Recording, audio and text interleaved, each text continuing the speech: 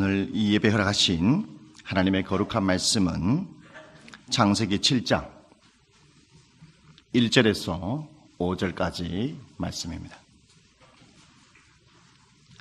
창세기 7장 1절에서 5절까지 말씀입니다.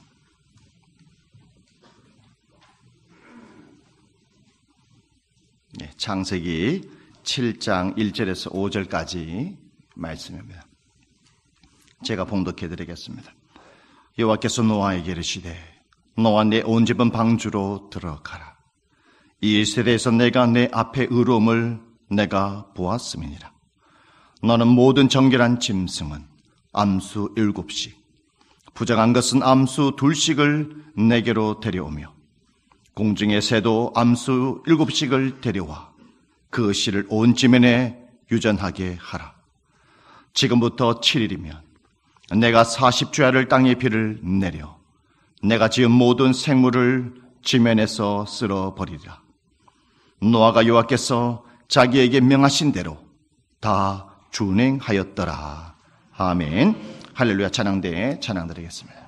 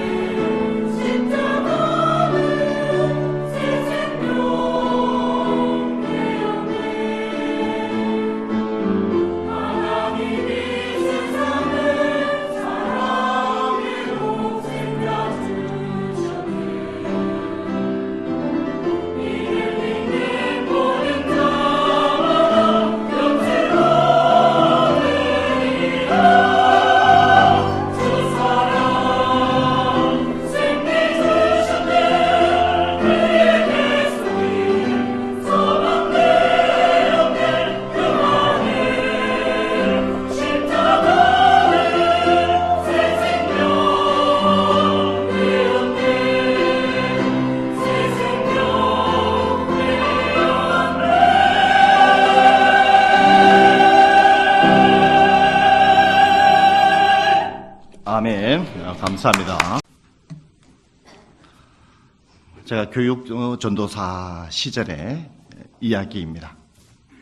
제가 신혼생활을 7호 광장 그 감산동의 한 주택가에서 신혼생활을 했습니다. 어느 날 뭔가 이제 볼 일이 있어서 볼일을 보고 이제 집으로 이제 들어왔는데 철문 대문이 열려 있는 겁니다. 느낌이 좀 싸한 거예요. 그래서 철문을 열고 들어가 보니까 저희 집에 들어가는 문이 이 나무로 되어 있습니다. 근데 이 나무가 워낙 낡아가지고 항상 너무 불안했어요. 그래서 문을 보니까 손잡이가 빠져 있는 거예요. 그 빠져 있는 문고리에 종이를 이렇게 말아가지고 거기다 이렇게 넣어놨더라고요. 큰일 났구나. 큰일 났다. 그래서 문을 열고 다 들어가 보니까 모든 옷은 다 농에서 다 나와 있고 문은 다 열려져 있으며 그래서 소중한 것이 있잖아요. 집사람하고 이제 결혼할 때 꼈던 반지, 시계가 어떻게 되나 싶어가지고 뒤져보니까 여러분 도둑이 귀신같이 있잖아요. 어떻게 그 결혼 반지하고 시계 이렇게 감춰놓은 것을 있잖아요. 어떻게 귀신같이 그 반지하고 시계를 가져갔는지 모르겠습니다. 그 이후로 제가 반지가 없어졌어요. 반지 없어요. 도둑이 들고 가버려가지고. 제가 첫 번째로 아꼈던 것이 이제 결혼 반지와 시계였는데, 제가 두 번째로 아끼던 것이 있었습니다. 뭘 아꼈냐? 이 동전이 있을 때마다 돼지 저금통에다가 제가 동전을 모았어요. 꽤 큰 돼지 저금통이었는데, 이제 한 주만 이제 지나게 되면 그 돼지 저금통이 가득 차게 돼요. 그래서 한 주 후에 이 돼지 저금통을 은행에 가져가서 지폐로 바꿔가지고 좀 이렇게 짭짤하게 맛있는 걸 사 먹어야겠다, 이런 생각을 가지고 있었어요. 그리고 보니까 돼지 저금통장이 도둑이 있잖아요. 그 돼지 저금통장까지 다 들고 가버렸어요. 지금도 너무 아까웠어요. 그거 한 통 바꾸면 한 돈 10만 원 나오는데 너무 아깝더라고요. 근데 그때 제가 하나 깨달은 것이 있었어요. 이 말씀을 준비하면서 그때 생각을 떠올렸는데, 제가 그토록 아꼈던 결혼 반지, 시계, 내가 좋은 장소에 보물상자에 감춰놨음에도 불구하고, 그리고 내가 돼지 저금통에 돈을 모아놨는데 아무리 내가 감춰놔도 한순간에 사라질 수 있는 거구나. 내가 모은 것 중에, 내가 소중하다라고 생각했던 것들 중에 한순간에 사라질 수 있겠구나. 내가 명색이 전도사인데, 하나님, 전도사도 도둑 맞을 수 있군요. 여러분, 전도사도 목사님들도 도둑 맞을 수 있습니다. 아마 제가 도둑 맞은 최초의 전도사가 되지 않겠는가 싶습니다. 그래서 하나님 앞에 그런 마음 가졌죠. 하나님, 지금부터 이 돼지 점통의 동전보다도, 결혼 반지보다도 하나님 앞에 더 소중한 것들을 하나님께 제가 채우는 삶을 살아가겠습니다. 지금까지 나름대로 노력한 삶을 살았지만 이후에 하나님이 정말 멋진 그러한 목회자가 되도록 더 기도하겠습니다. 이렇게 제가 결단을 한 적이 있습니다. 여러분, 하나님께서는 인생의 한 사람 한 사람마다 인생의 빈 저금통을 다 여러분에게 주셨습니다. 여러분의 인생의 그 빈 저금통에 지금까지 살아오시면서 어떤 것을 그 인생의 저금통에 채우며 삶을 살아오셨습니까? 오늘 노아를 통해서, 노아는 그의 인생에서 무엇을 채우며 살았는지를 통해 오늘 이 시대의 삶을 살아가는 그리스도인들은 무엇을 채우며 살아야 되는지를, 그것을 살펴보도록 하겠습니다. 첫 번째로 오늘 노아는 자신의 인생의 저금통에 하나님의 의로움을 채웠다라는 것입니다. 1절의 말씀에 여호와께서 노아에게 이르시되 너와 내 온 집은 방주로 들어가라. 이 세대에서 내가 내 앞에 의로움을 내가 보았음이니라. 이 세대란 어떤 세대일까요? 노아가 살았던 세대는요, 창세기 6장 5절 6절 말씀에 잘 설명해 주고 있어요. 여호와께서 사람의 죄악이 세상에 가득함과 그의 마음으로 생각하는 모든 계획이 항상 악할 뿐임을 보시고, 6절 땅 위에 사람 지으셨음을 한탄하사 마음에 근심하시고. 노아가 살았던 시대는 죄악이 세상에 가득한 세대다, 이렇게 말씀하고 있습니다. 죄악이라는 단어를 히브리어 원어로 찾아보니까 무슨 뜻을 가지고 있냐? 깨트리다, 마음을 상하게 하다, 이러한 뜻을 가지고 있다는 것입니다.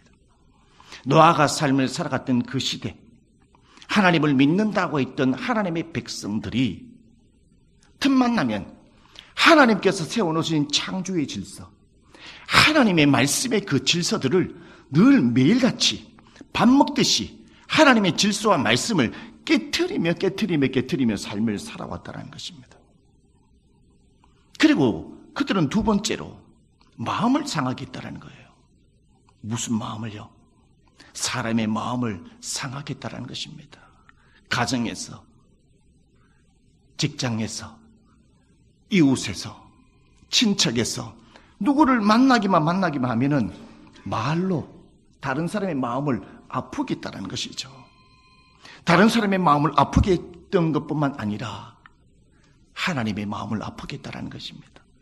하루의 시작을 눈을 떠서 잠들 때까지 노아의 시대적 삶을 살아갔던 수많은 사람들은 하나님의 마음을 아프게 했대요.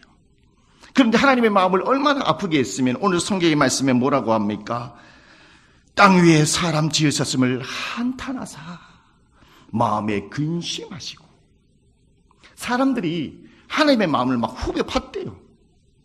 그 하나님의 마음의 상처가 가슴과 영혼에 새겨져 있다라고 성경은 말씀하고 있습니다. 여러분, 노아가 살았던 시대의 사람들은 이러한 것들을 인생의 저금통에 채우며 살았죠. 후회하는 삶을 살았습니다. 그러나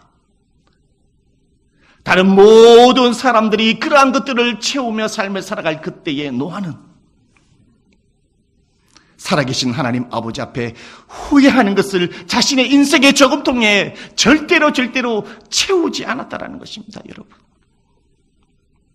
그렇다면 노아는 그 인생의 저금통에 하나님이 주신 단 한 번뿐인 그 인생의 저금통에 무엇을 채우며 그 인생의 삶을 하루 삶을 살아갔을까요? 노아는 바로 1절 말씀에 여호와께서 노아에게 이르시되 너와 내 온 집은 방주로 들어가라. 이 세대에서 내가 내 앞에 의로움을 내가 보았음이니라. 하나님이 노아의 의로움을 보았다. 이 말이 뭘까요? 노아는 하나님의 의로움을 자기 자신의 인생의 저금통장에 하나씩 채우며 살아갔다는 것이죠. 여러분은 하나님의 의로움을, 그 의로움의 동전을 채우는 삶이 하나님이 얼마나 여러분 기뻐했으면 오늘 뭐라고 말합니까? 내가 보았다. 노아야, 내가 너의 의로움을 채우는 것을 내가 보았다. 내가 너를 보았다. 여러분은 사랑해서 다 결혼했지 않습니까? 사랑하는 사람이 내 옆에 있으면 어때요? 과거에 교회에 오면은요, 여자 청년을 보기 위해서, 남자 청년을 보기 위해서 교회에 오는 청년들이 되게 많았어요. 괜히 이렇게, 눈길이 가는 청년이 어때요? 나의 눈이 막 절로 가잖아요. 눈길에 막 가잖아요. 잘생긴 남자 청년이 있잖아요. 막 눈이 막 간다니까요. 할렐루야. 눈길이 가요. 하나님이 노아의 그 아름다움을 보고 하나님의 눈길이 노아에게 갔다니까요. 도대체 노아의 의로움이 무엇이길래 하나님이 그토록 눈길을 줬을까? 의로움이란 사전적으로 하나님의 뜻대로 살려고 노력하고 발버둥 치는 그것이 의로움이라는 것입니다. 여러분, 우리 그리스도인들에게 이러한 모습이 있어야 된다는 것이죠. 아픔을 저축하고 하나님의 질서와 말씀을 깨트리는 삶을 살아가는 그 모든 것들을 채우며 살아가는 그 시대에 하나님의 뜻대로 살아보려고 발버둥치고 또 발버둥치고 또 발버둥치고, 하나님,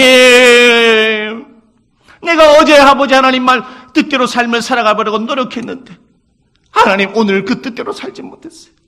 내일은, 오늘 오후에는, 주일이 끝난 이 한 주간에는 지난주보다가도 더 하나님의 뜻대로 의로움대로 삶을 살아갈 수 있도록 주님 도와 주시옵소서. 이렇게 하나님의 뜻대로 삶을 살아려고 막 발버둥치며 삶을 살아갔다는 거예요.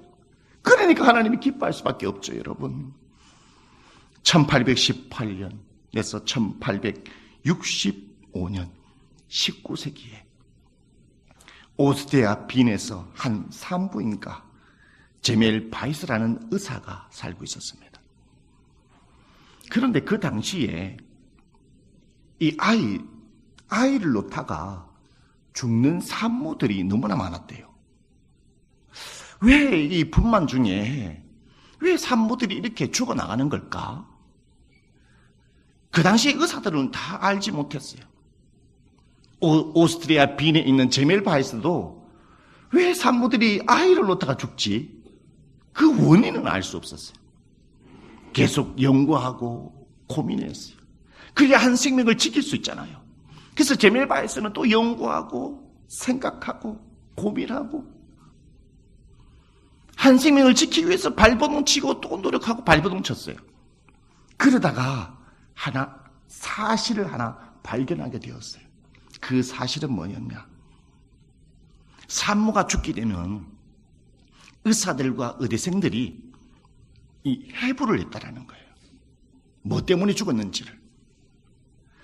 해부를 하고 난 다음에 영안실에 해부를 하고 있는 그 시간에 또 산모가 아이를 출산하는 한 산모가 나타난다는 거예요.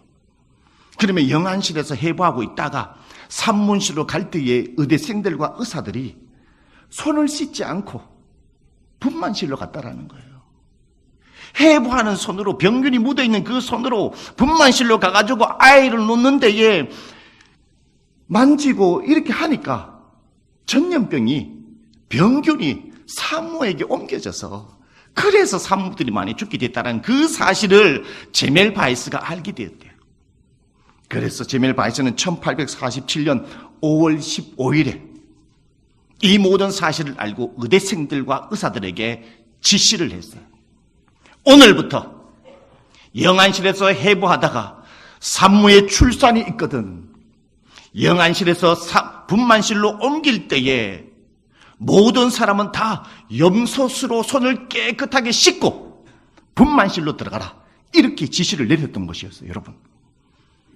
그러고 나서 어떻게 됐냐, 지켜를 보니까 그 이후로 손을 깨끗하게 씻고 분만실에서 그 수술을 하였을 그때에는 산모의 사망률이 현저하게 여러분 떨어졌다는 것입니다. 여러분, 놀랍지 않습니까?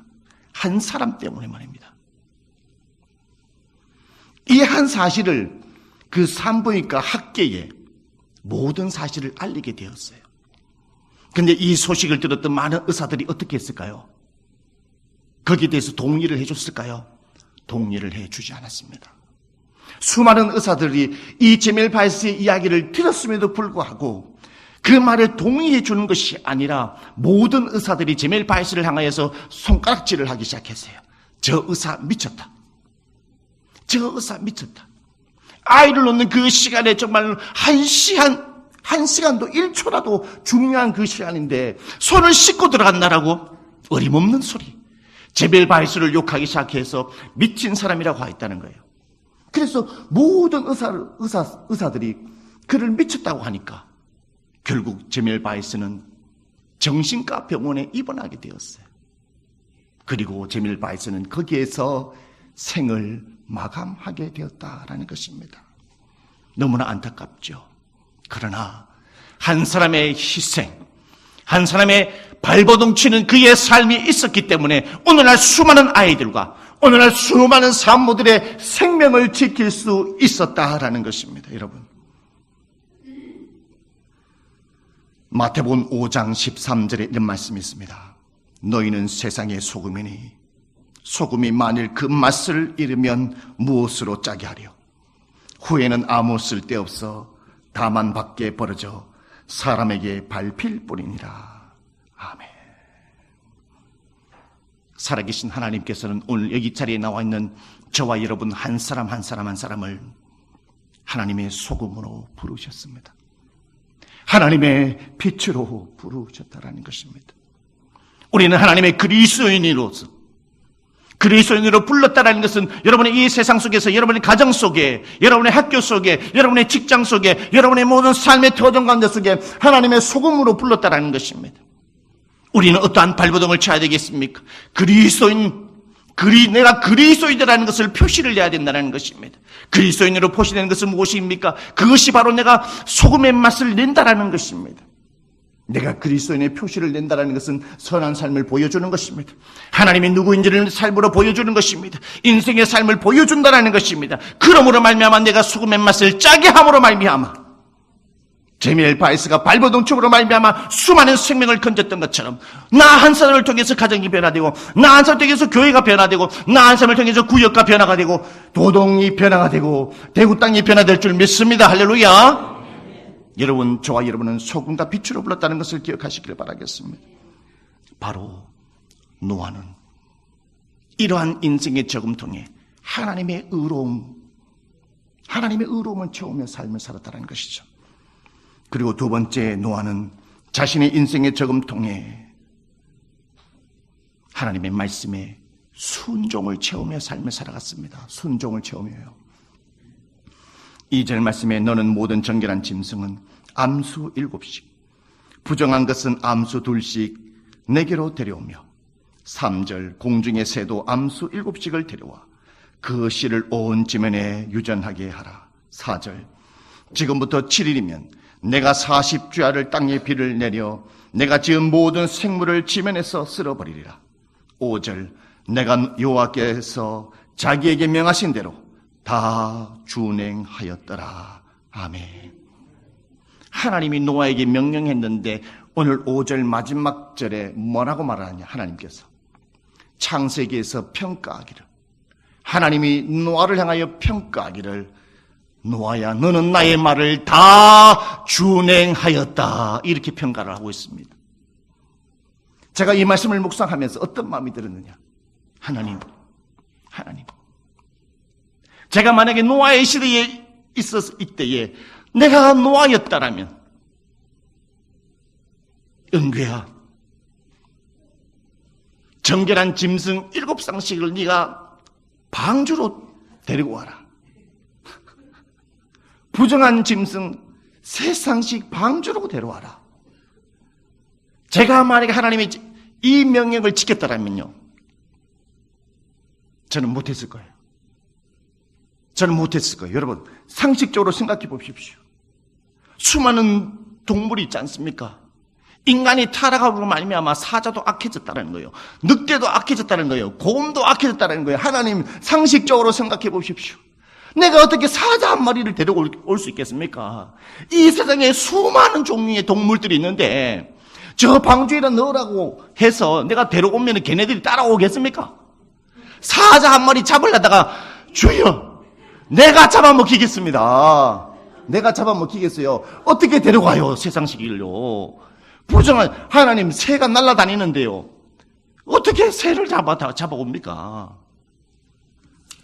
저는 못했을 거예요. 잠언이 26장 13절에 있는 말씀이 있어요. 게으른 자는 길에 사자가 있다, 거리에 사자가 있다 하느니라. 게으른 사람은요, 이 핑계 저 핑계 대면서 일을 안 해요. 뭔가 심부름을 시켜도, 뭔가 일을 맡겨도 바깥에 사자가 있어서 나가면 죽는다, 사자의 밥에 대해서 죽는다, 핑계대고 이 핑계대고 저 핑계대가지고 일을 안 한다는 것이죠. 여러분의 성경에 가장 핑계를 잘 대는 사람이 누구예요? 여러분, 성경 인물 중에 누가 핑계를 제일 많이 댈까요? 예? 누가 돼요? 요나이자, 요나요. 요나야, 네가 니느웨로 가서 나의 말을 선포하라. 어떻게 했어요? 요나가, 하나님 나 못해요, 니느웨로 가라니까 다시스로 도망갔다라니까요. 여러분, 제가 요나에서도 그렇게 했을 거예요. 하나님, 내겐 내가 그 당시에 노아였다면 난 못했을 거예요. 만약에 있잖아요. 제가 그 당시에 노아 대신에 김문규가 그날 그 장소에 있었잖아요. 아마 여러분 여기 한 명도 없을 거예요. 왜냐하면 노아 때문에 그 8명의 가족이 구원받았잖아요. 그 8명의 가족이 이제 애를 낳아가지고 오늘 저가 여러분이 이 자리에 있는 거라니까요. 김은규가 그때 당시에 노아였으면 있잖아요. 한 명도 없어요. 믿으십니까? 여러분, 하나님 앞에 감사하시기 바라겠습니다. 김은규 목사가 그 당시에 노아가 아닌 것을 감사하시기 바라겠습니다. 예, 여러분. 그런데 노아는 상식에 이해가 되지 않았어요. 그럼에도 불구하고 이해가 되지 않았음에도 불구하고 노아는 하나님의 말씀에 순종했다는 것입니다. 이게 신앙입니다. 우리가 신앙생활 하다가 이해되지 못한 게 너무 많아요. 여러분 삼위일체 이해됩니까? 목사 신학 공부한 저도 이해가 잘 안 돼요. 근데 신앙은 지식도 필요하지만 신앙은 믿음으로 믿는 것입니다. 상식에 이해가 되지 않을 때 믿어버리는 것입니다. 이게 신앙이라는 것이에요. 그래서 노아는 이해가 되지 않고 도저히 생각돼 이해하고 깨닫지 못했지만은 노아는 하나님의 말씀에 순종했어요. 하나님의 말씀대로 7상씩, 하나님의 말씀대로 부정한 것 3상씩 순종해서 가서 해보니까 어떻게 해요? 나는 안 될 것 같은데 내가 순종해서 해보니까 거기에 하나님이 역사해가지고 사자가 그냥 오는 거예요. 내가 명령하니까 사자가 오고 곰이 오고 있잖아요. 늑대가 오고 소가 오고 곰이 따라오고 날아다니는 독수리가 막 들어오는 거예요. 뭐 한다고요? 순종하니까. 여러분 순종하는 자에게 하나님의 큰 역사가 일어날 줄 믿습니다. 순종할 때 역사가 일어난다는 것입니다. 여러분 우리가 주님을 사랑한다면 순종할 수 있어야 합니다. 여러분 여기서 사랑 안 하고 결혼하신 분 손들어 보십시오. 사랑 안 하고 결혼하신 분 손들어 보십시오. 다 사랑해서 결혼하셨잖아요. 여러분 결혼 전에 사랑하는 우리 여자친구 어때요? 말만 하면 다 들어주잖아요. 말만 하면 좋은 선물 다 사주잖아요. 맞습니다. 사랑하면 순종합니다. 그래서 프란시스 셰퍼 목사님은 이렇게 얘기했습니다. 창조주를 향한 피조물의 사랑에는 반드시 순종이 있어야 한다. 그렇지 않으면 그것은 의미가 없다라고 말합니다. 창조주를 사랑한다라고 한다면 반드시 나의 인생의 신앙에서 하나님 앞에 순종할 때 그것이 사랑한다라는 표시라는 것입니다, 여러분. 그런데 우리는 사랑한다라고 하면서 우리는 왜 순종하지 못할까요? 순종이라는 단어를 원어를 찾아보니까 히브리어로는 듣다, 청종하다 뜻이에요. 헬라어를 찾아보니까 이 순종이라는 단어가 주의 깊게 듣다, 따르다, 순종하다 이런 뜻이 있는 거예요. 그러니까 히브리어 헬라어를 다 찾아봐도 순종하기 위해서 가장 선행되는 것이 무엇인가? 상대방의 말을 잘 들어야 되고 경청해야 한다는 것입니다. 오늘 노아가 그런 가운데 속에 하나님의 말씀에 순종할 수 있었던 것은 무엇이었냐? 하나님의 말씀을 그냥 건성으로 들었던 것이 아니라 하나님의 말씀하는 것을 귀 기울여 듣고 또 귀 기울여 듣고 열심히 청종하고 들어보니까 순종을 안 할 수밖에 없었다는 것이죠. 여러분, 순종에는 하나님의 말씀을 잘 들으시기 바라겠습니다. 여기에 은혜가 있어요. 원래 2023년도에 무슨 게임이 있었죠? 무슨 게임이 있었어요? 예? 맞습니다. 아시안 게임이 있었어요. 아시안 게임이 있었다니까요. 안 보셨어요? 도동쪽에서 아시안 게임 안 보시군요. 중국 항저우 아시안 게임이 있었는데 롤러 스케이트, 바퀴 달린 거 아죠? 바퀴 달린 거 3000m 계주에 우리 대한민국이 결승에 올라갔어요. 그래서 1번 주자 뛰고 2번 주자 뛰고 이렇게 3번 주자 이렇게 뛰어가지고 3000m 계주의 롤러스케이트에서 우리나라가 결승전에서 1등 가고 있어요. 1등요. 그때 마지막 주자가 누구냐면은 정철원 선수가 마지막 주자였어요. 그래서 이제 결승점을 앞두고 거기에서 설명하는 방송국 해설자들과 온 국민들은 드디어 이제 대한민국이 롤러스케이트 3000m 계주에서 금메달을 따기 직전입니다. 막 정말 막 다 좋아했어요. 그런데 0.1초 만에 대만한테 금메달을 뺏기게 됐어요. 대만에게. 뭐 때문에 봤냐? 정철원이 결승 앞에 들어오면서 금메달 땄다라는 게 너무나 기쁜 나머지 만세를 한 거예요. 만세! 하다 보니까 만세하면 빨리 달릴 수 없어요.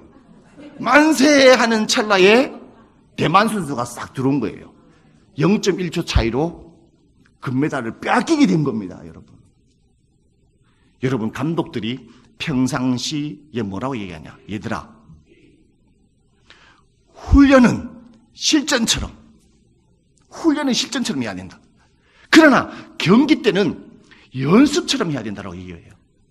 그래서 감독들이 늘 경기에 나가기 전에 감독들이 주문하는 게 있어요. 뭐냐?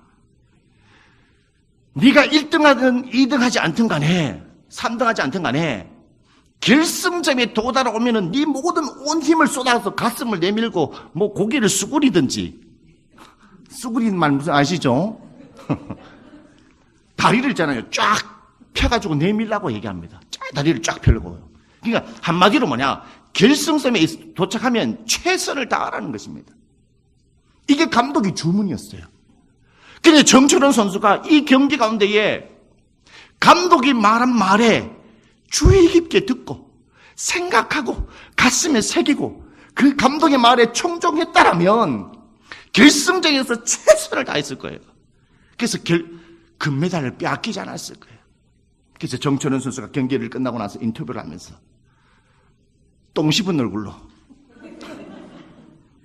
죄송합니다. 제 때문에 함께 떴던 우리 선수들이 금메달을 따지 못하고 내 때문에 은메달을 따게 되었습니다. 후회합니다. 후회. 정철원 선수가 마지막 그 경기에서 남긴 것은 무엇이냐? 자기의 인생에 절대적으로 수치스러운 후회를 자기의 인생의 저금통에 마지막에 인생의 저금통에 후회를 담았다는 것입니다. 여러분. 도동중앙의 성도 여러분, 여러분 2023년도에 여러분의 인생의 저금통에 무엇을 채우며 삶을 살아오셨습니까?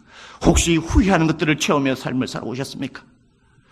그렇다면 여러분 염려하시기 마시기 바라겠습니다.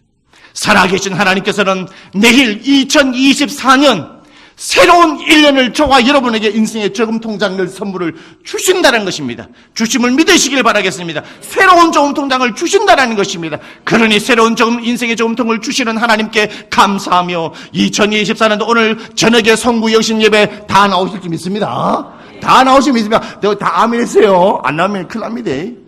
새로운 저금통 받았으니까 오늘 성구 영신 예배 우리가 간절하게 기도하면서 주여 오늘 노아가 의로움을 채웠듯이 나도 발버둥 하나님의 뜻대로 삶을 살아가기 위하여 노력하겠습니다. 의로움을 채우고 오늘 하나님의 아버지 하나님 노아가 순종함으로 그 하나님의 뜻을 채웠던 것처럼 나도 내 인생의 2024년도에 하나님의 순종으로 채움으로 말미암아 노아야 너는 나로부터 은혜를 받은 자였더라. 그와 같은 은혜를 누리시는 저와 여러분 되시기를 주님의 이름으로 축복합니다. 할렐루야.